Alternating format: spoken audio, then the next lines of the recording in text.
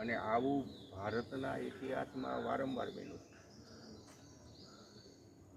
જેથી દેશ આઝાદ થયો અને સરદાર વલ્લભભાઈ પટેલે 550 રજવાડાઓને એક કર્યા ને, એમાં પહેલું સ્ટેટ હતું એ ભાવનગર સ્ટેટ હતું. કૃષ્ણકુમાર એનું બધુંય આપી દીધું.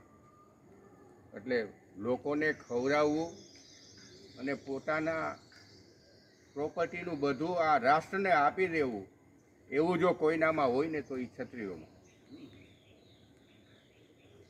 એના પછી અનેક ક્ષત્રિયો આ જ પ્રણાલી ઉપર આવેલા હતા અને આજે પણ એની સાક્ષી પુરાવતા હોય એમ બાપુએ આપણી વચ્ચે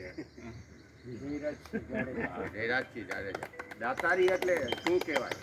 આજ આપણે તો કોકને કઈ બાપુ જયરાજસિંહ જાડેજા કરતા હોય. ઓલું કેમ કથા હાલતી હોય ને સપ્તાહમાં સાંભળતા આવે એટલે એમ થાય કે ઓલી આરતી આવે તો અહીંયા હોની નોટ નાખવી છે, પાછો પાસે પહોંચે ને તો મન ધીમે ધીમે ધીમે ધીમે 5 રૂપિયા સુધી પહોંચી જાય. એમાં આપણે પણ બાપુની દાતારીમાંથી કંઈક શીખી કંઈક આપતા થાય. અને આપવાથી શું થાય છે? આપવાથી તમારું હૃદય ચક્ર જાગૃત થાય છે. આ દાનનો મહિમા જે આપણા શાસ્ત્રોએ ગાયો છે એમ તો નથી ગાયો. તમારી અંદર એક વૃત્તિ કંઈક જાગે આપવા માટેની. અત્યારે આપણી જે વૃત્તિ છે ને એ લેવા માટેની છે. માણસ માત્ર એમાં તમે ને હું બધાય આવી જાઓ, વ્યક્તિગત ન હોય. આ મન આપણું છે ને એ સમષ્ટિગત છે, વ્યક્તિગત નથી. અને આપણા મનને આપણે જાણી લઈને તો વિશ્વના મનને જાણી લઈએ. પણ આપણે આપણા મનને જાણતા નથી ને એટલે જાણતા નથી કે આપણી નજર કોઈ દી અંદર ગઈ જ નથી. આપણી નજર બહારની બાજુ, આંખ જોવે એટલે તરત ક્રિયા કંઈક જોવે ને ક્રિયા જોવે એટલે પ્રતિક્રિયા થાય. જૈન ધર્મએ એટલે જ કીધું કે પ્રતિક્રિયા ન કરો. તમારું જે જાતું એ ભલે જાતું, યાદ રાખજો. પદ જાય તોય ભલે, પ્રતિષ્ઠા જાય તોય ભલે, પૈસા જાય તોય ભલે, પણ આ ચિત્ત ડામાડોળ ન થવું જોઈએ. આની જે નુકસાન છે ને એવું નુકસાન આ જગતમાં બીજું કાંઈ નથી. એટલે જ વારંવાર હું કહું છું ને કે કોઈ મારા ચિત્તમાં કાકડો નાખે અને મારું ચિત્ત ડામાડોળ થાય એ મને મંજૂર નથી. જીવનમાં સુખી થવા માટેનો આ એક જ રસ્તો છે, બીજો એકેય રસ્તો નથી. આપણે તો આપણા પરિવારમાં કંઈ જતું કરવા તૈયાર નથી હોતા. ત્યારે આપણી જે આપવાની ભાવના આ જાગે અને એ આ રાષ્ટ્રને કેન્દ્રમાં રાખીને એ સ્ટ્રેટેજી એટલું બધું આપ્યું. અત્યારે વર્તમાનમાં સ્થિતિ આપણી શું છે? ઈરાન, ઇઝરાયલ, અમેરિકા યુદ્ધ ચાલે છે. એને સાક્ષી આપણને બતાવી દીધું કે આપણે ડિપેન્ડ આત્મનિર્ભર નથી. નરેન્દ્રભાઈ વારંવાર જે આત્મનિર્ભર ભારતની વાત કરે છે ને એના મૂળમાં આ છે. હા, બીજા ક્ષેત્રો ઘણા છે આપણા.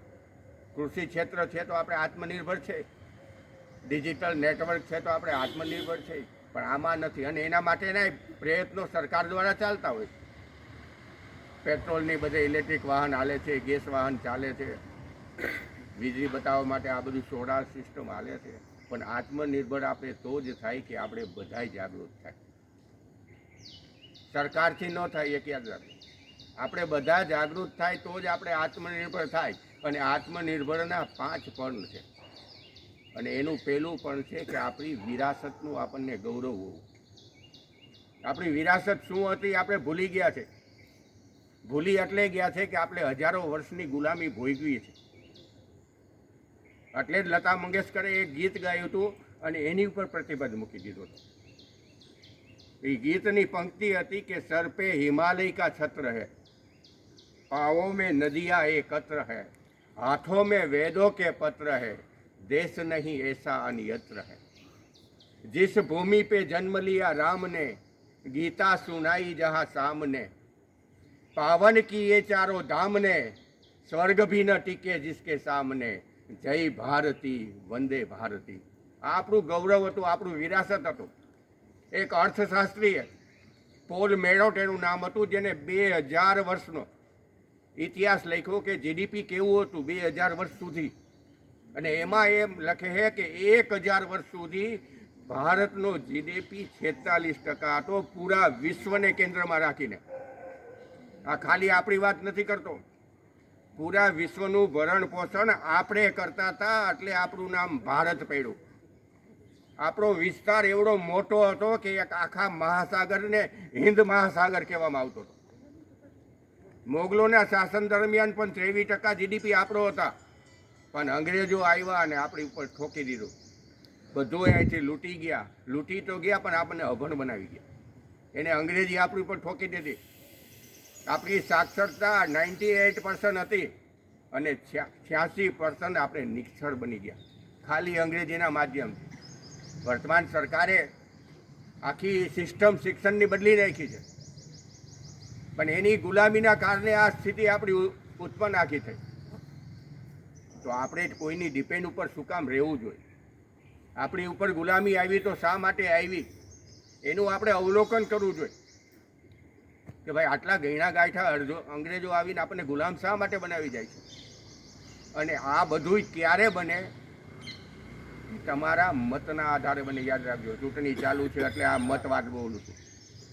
તમારા મતના આધારે કોઈ પણ સરકાર હોય, જો એ કામ કરતી હોય તો તમારા મતના આધાર ઉપર કામ કરે.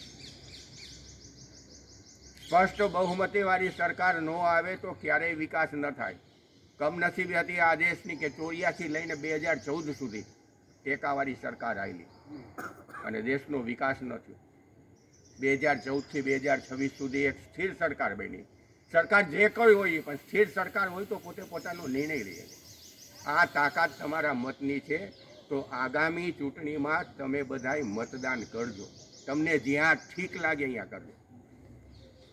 હું કોઈ એક પક્ષની પક્ષપાતી કરવા માટે અહીંયા નથી બોલતો, પણ તમને ઠીક લાગે એટલે જ કહેવાય ને કે મા ભારતી કે ચીર બચાને કો હમ કરેંગે મતદાન, आतंकवाद मिटाने को हम करेंगे मतदान, भारत को विश्व गुरु बनाने को हम करेंगे मतदान, जो करेगा इस राष्ट्र का उत्थान हम करेंगे उसी पे मतदान, जागो रे जागो मतदाता विधाता बनो भारत के.